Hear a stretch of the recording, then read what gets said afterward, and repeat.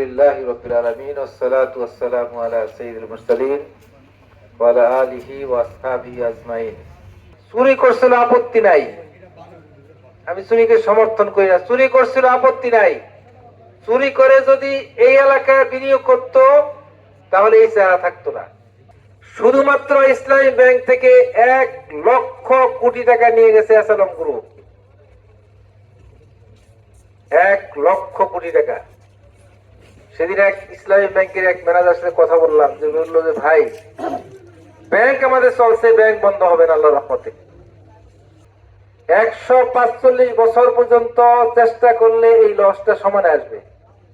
আমরা চ্যালেঞ্জ দিয়ে বলতে পারি, এই অবস্থায় যে বাংলাদেশ আছে, এখনো যদি বাংলাদেশ জামাত ইসলামের হাতে আল্লাহর ইচ্ছায় জনগণের মাধ্যমে যদি ক্ষমতা দেয়, 5 বছর পরে এই দেশের চেহারা চেঞ্জ হয়ে যাবে ইনশাআল্লাহ।